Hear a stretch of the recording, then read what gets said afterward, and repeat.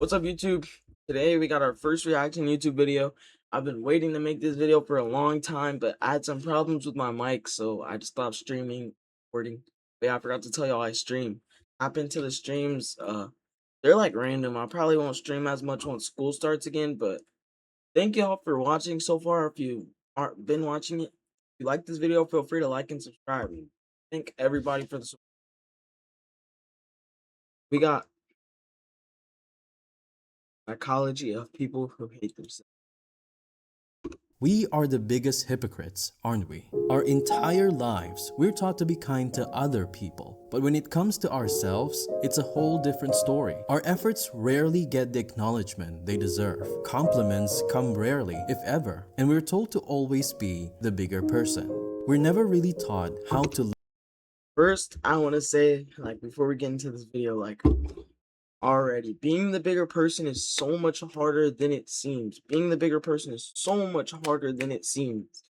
To, to be the bigger person, you have to think from another person's perspective, and you have to see through their eyes. Like, a lot of things that people do, they do without intention. So you can't get mad. You can't like when you understand where they're coming from, you can be the bigger person. I feel like that's how you truly are the bigger person, by understanding where they're coming from, and then that's when you make your decision to that's when you judge. That's when you judge in your mind, because naturally what some people are gonna do is you might walk fast, bump into them, then you might walk fast, bump into somebody. That person might get mad at you and start screaming at you and be like, yo, why'd you bump me? Let's fight. Then you could have somebody, or but then the person that could have been walking fast could have been trying to run to see their sister on their deathbed. So you just have to look at it from two different perspectives, and you have to realize that like this person's not out to get you. They're not doing it. They're not thinking of you in that situation. Like if your little sister eats your food, she's not trying to make you mad. She just sees food and she wants to eat it. And it's hard to realize, or it's hard to kind of control that, I guess, or not act off of emotion, I guess. love ourselves. And by the time we grow up, this sense of self-loathing becomes second nature. But here's the strange part. That same sense of hatred is almost absent when it comes to other people. We forgive others, we defend them, we give them the benefit of the doubt. Yet, we are our own harshest critics. This is what I've been coming to a realization of this past summer. You yourself is gonna be your hardest critic, no matter what. You're gonna be the person who is judging you the most, no matter what situation you're in. If you're out in public and you're thinking, oh, I look fat, I look this, everybody's looking at me. They're probably just going about your day. They're not thinking twice about you. And I understand where people are coming from, because I've been out and I'm just like, oh, people are staring at me like scared to make any sudden movement because people are scared at, or like staring at me and stuff. But really, you're in your head so much that you become your worst enemy. You judge everything you do. You think that what you just said was stupid. You think too much into situations. And honestly, sometimes it's hard for me not to be like that, because I try to stay aware in situations so that I don't say anything stupid or do anything dumb. But yeah, I don't know. It's just naturally in life, you become your worst enemy. And I think that it's you look around and see other people in your life, or other people just in general, and you see that this person's confident. How are they confident? But honestly, I feel not everyone is confident. You might look at someone and think they're so confident because they get all these girls, they're the best at their sport, and they probably still got things going on in their head. Everyone goes through a mental struggle. Everyone like when you look at someone and see their confidence, they're either confident because they've probably been through everything that you've been through, or they're just they're not confident. They're really in their head just as much as you, or they stopped caring. And it's hard to stop caring, but I've been getting to a point of of not caring. Everybody else is thinking. But why? The truth is, our brains are wired to hold on to negative thoughts about ourselves far more than positive ones, almost as if our minds are designed to turn against us. And when you look at the data, the pattern becomes impossible to ignore. 86% of young adults between 18 to 34 reported being dissatisfied with their bodies. Women report the highest level of dissatisfaction, with men trailing not far behind. In one informal study, not only did the findings support this data, but the sense of self-loathing seemed to run far deeper than we like to admit. More than half believe they hadn't achieved enough in life and are not satisfied with their own personality. And furthermore, a quarter believe they lacked intelligence. But the part where it gets strange is when we remove ourselves from the spotlight, because this is where our opinions about ourselves start to conflict. Hello? Are you there? In a 2013 study, participants were asked to rate the attractiveness of different voice recordings. Unbeknownst to them, their own voice was mixed into the samples. Surprisingly, they rated their own voice significantly higher compared to the others. It seems that the hatred only appears when we know it's ours, which reveals something very unsettling. That's crazy. And another thing is, I feel like where that plays into, it's just like I said before, like you're in your head, your mind is your biggest critic, your biggest like whatever you fear about being judged and going out in the world. It's really just your mind going against everything that you want. And bro, when you look at yourself in the mirror and you throw on a fit, you're gonna notice every bad thing about that outfit. I promise you're gonna notice every bad thing. You're gonna be like, nah, this looks lopsided, blah blah. You're gonna just go in on yourself, bro. That's what happens. You go in on yourself. If you go out with that fit in public, even if it's a trash fit, people probably won't even notice. That's how low our attention spans nowadays. Honestly, you can get away with doing so much stuff because attention spans are so low. They're not going to remember. People don't remember things. They don't remember things a week ago. They don't remember things a day ago. They don't remember the bad outfit that they saw. They've seen probably 50 in an hour, bro. Like like it's all mental. It's all in your head for real. That's what I like. I understand that some people get bullied or some people like they get put into a place where anxiety like they get put into that mindset. But for me, it's more like I just went to school one day and just like assumed everybody was judging me. So for me, it's just my brain just playing like it's just playing with me, bro. My brain is just playing with me. My brain was just playing for with me. And yeah. We don't just accept others more easily, we reject ourselves by default. But why?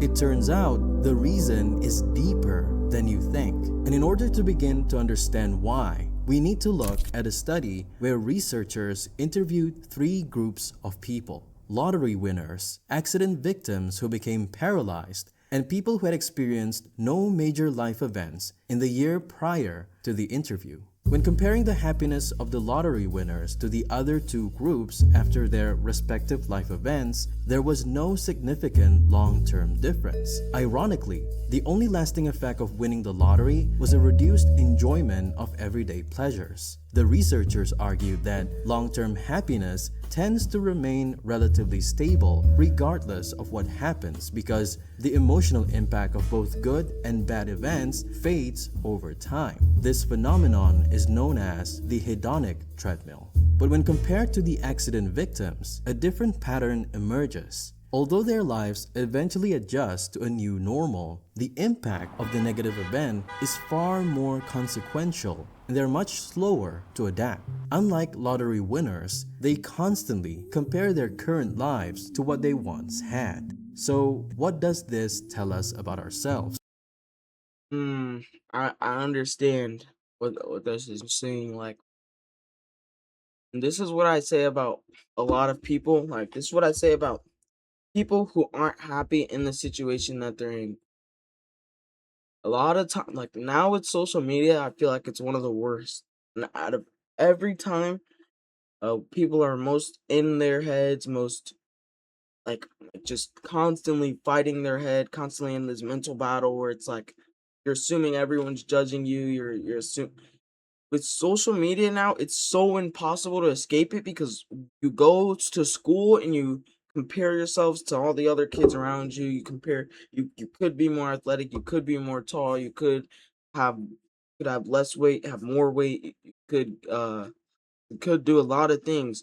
And then you just go on social media and you see a 15-year-old, 16-year-old flexing $500,000, and then it's like, damn, that 16-year-old has $500,000 and I'm a 16-year-old sitting in my room, like working a a job that I'm probably never gonna like.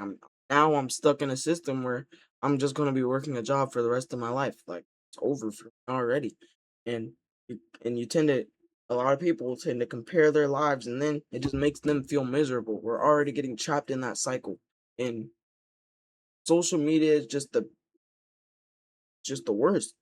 People go in there, they LARP. They're not. It's not their real lifestyle. 90% of the times, it's not their real lifestyle. But it makes them money. People compare their lives instead of trying to focus on their lives and better them. They get stuck comparing their lives and wishing that they had more for themselves, and they just settle. They just settle for their life, and they say that, or they just eventually realize that they're not. They're never gonna be more. But I feel like anyone can be more. Anyone can be great. Anyone can be rich. You just have to really work for it and you have to just keep trying. You have to keep trying. You have to keep trying. You have to keep trying. The only difference from a millionaire and someone who's not a millionaire is the millionaire probably just kept trying until something worked. The millionaire kept trying. He had 100 failed businesses, 1,000 failed businesses until something worked.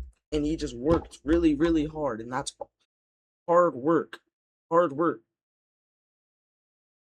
I believe in hard work. Bad experiences are significantly more powerful than good ones. They linger longer, cut deeper, and shape us more profoundly across relationships, careers, and even health. Which raises another question. Why? The answer lies in how we evolved. As a species, it was far more important to be sensitive to danger than to opportunity. Imagine our ancestors faced with two choices, one positive and one potentially dangerous. Ignoring a good opportunity might lead to regret, but ignoring a threat could mean death. Survival demanded that we prioritize the negative, and this bias still exists today, even in small ways. You can even ask this question yourself: which affects you more, losing $1 or gaining one? For most people, the loss feels stronger. And one of our most primal fears is rejection. Humans evolved to survive in groups, which means being accepted by society was critical. To be I just thought about that. Like as a collective, we do focus on the negative so much, so much, so much. Chat.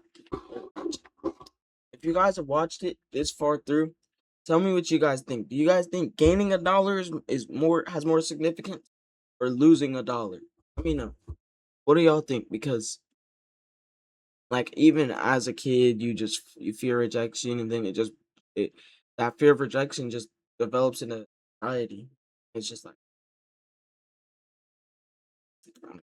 I don't know. Is that just that just might be human nature, rejected was to just risk like lust. isolation and potentially death. That's why belonging matters so much, and with belonging comes pressure to look a certain way, to behave a certain way, and to meet expectations. Now, combine that with our brain's tendency to focus on the negative, and it's no surprise we become our own harshest critics. What makes this even worse is that the standards we're trying to meet are constantly shifting. Culture evolves, expectations change, and no matter where we stand, it always feels like there's something more to fix. But evolution is only half the story, because just as we are shaped by evolution, our culture is shaped by it too.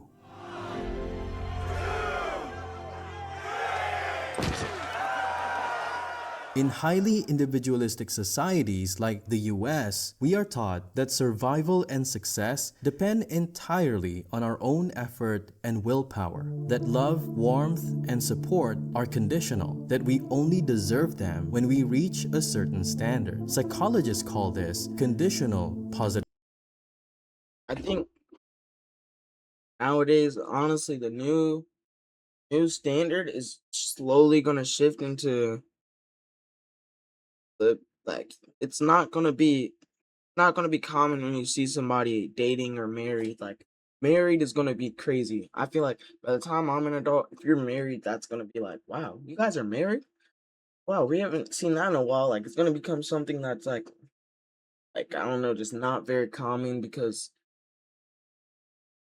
a lot of people say that love is ruined in this generation, but I think love has always been like this, and then it's just like we're like we're just kids growing up, and then our eyes are opening to how things really are in the real world. Because like I'm only in high school, and I've just like seen so many things already, or just, like I just know so many things that's just like, man, I don't know. It just makes you not even want to be with anybody. It makes you not want to I don't it doesn't even it makes you crave it makes you not you don't crave that attention, that love because it doesn't even feel real. It doesn't at least for me, just genuinely doesn't feel real. And I feel like this is a TikTok buzzword, but it's true. Like a lot of relationships in general, a lot of relationships in high school, a lot of the like it's limerence. You just you love the thought of being in a relationship, but you don't love the person you're with. It's performative. It's performative. Dating is really performative. Performative. It's limerence. It's lust. That's all it is. It's those three things: lust, limerence, and perform. The LLP. That's what I'm gonna call it. Nah, I need to write that down. I LLP, bro. That's all. That is actually crazy.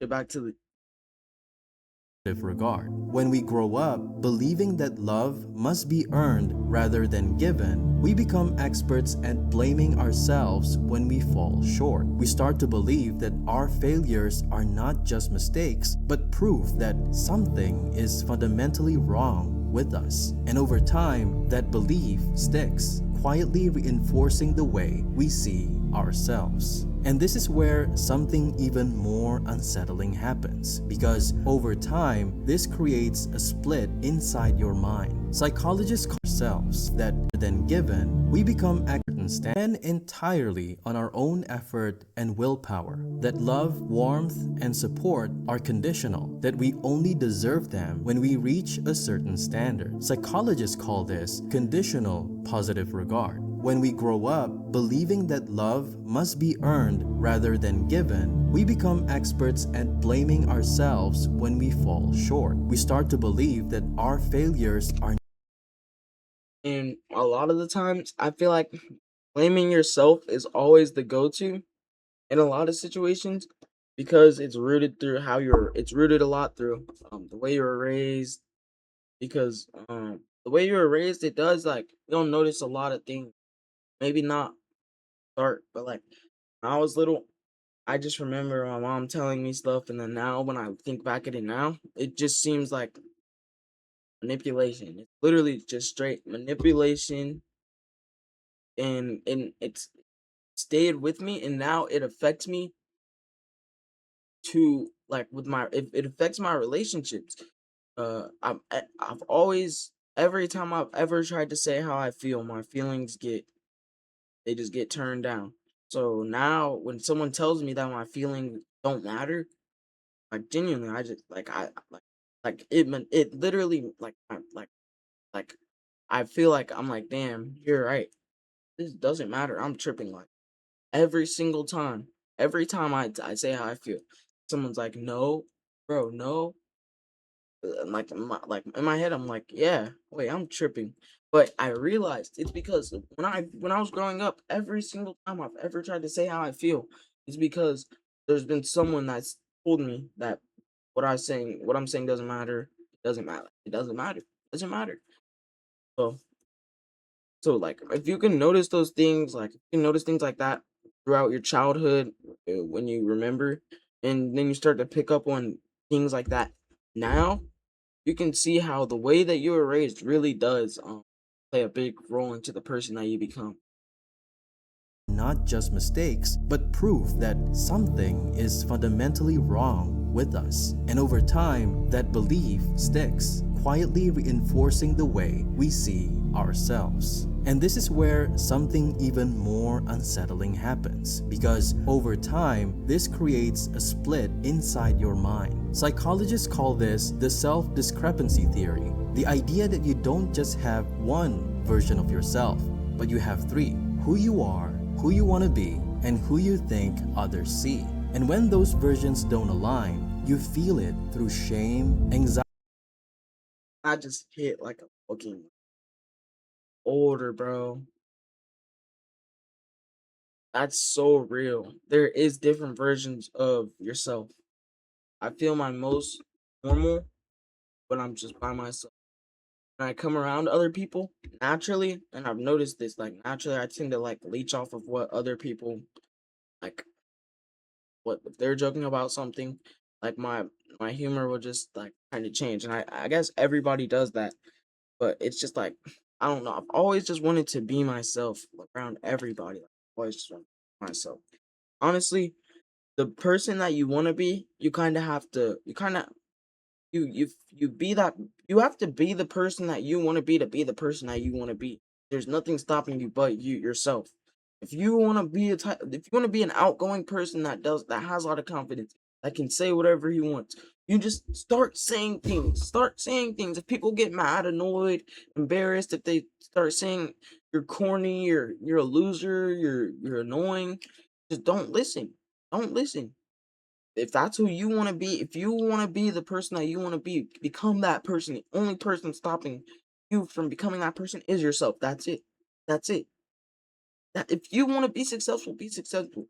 If you want to be happy, you need to start doing things that are gonna put you in a better place instead of sitting in your room watching TV, playing the game all day. You need to go outside, run, do push-ups, like work on yourself.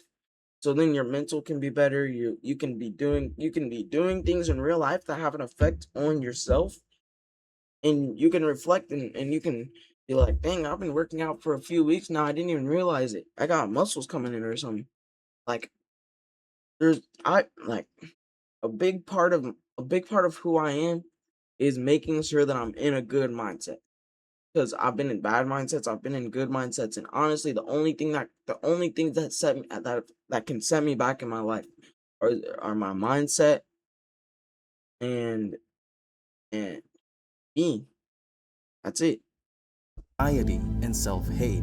And when those versions drift apart, the more it starts to feel like there's a problem with you. So now that we understand how self-hatred has become so normalized when it shouldn't be, how evolution is trying a little too hard to protect us from danger, And like just like he said, you think that you have a problem with you, and then you try to fix yourself, and then it becomes this cycle where it's like every time you're hanging out, you're trying to fix yourself. There's a problem with yourself that you're trying to fix, and you're just trying to fix it, and then it's just like, then you feel like you're doing everything wrong. At least that's how I felt like for me. Feels like there's a problem. I try to fix it, and I'm just doing a million other things wrong. So, and I just like got in my head, and then it was like, make a micro movement. Um, I'm like, I don't know. I would just be really, really, really, really, really, really, really paranoid. Like, I don't know. Just thinking people are judging me all the time. But like you just gotta realize everybody got their own life going too. That's another thing.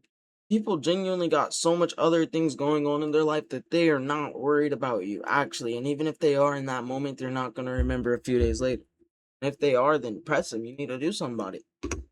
And how our society keeps reinforcing this cycle over and over again, the real question becomes, what do we do about it? And the answer is simpler than you think. You need to start seeing yourself the way you see other people. Because we are naturally kinder, more forgiving, and more understanding toward others, the moment you shift that same perspective onto yourself, you begin to notice something strange. The standards you've been holding yourself to were never realistic to begin with. The expectations, the constant criticism, the feeling that you're always falling short, it all starts to lose its grip. And slowly, the walls you've built around yourself don't need to be torn down. They just stop making sense. This is a good video, y'all. This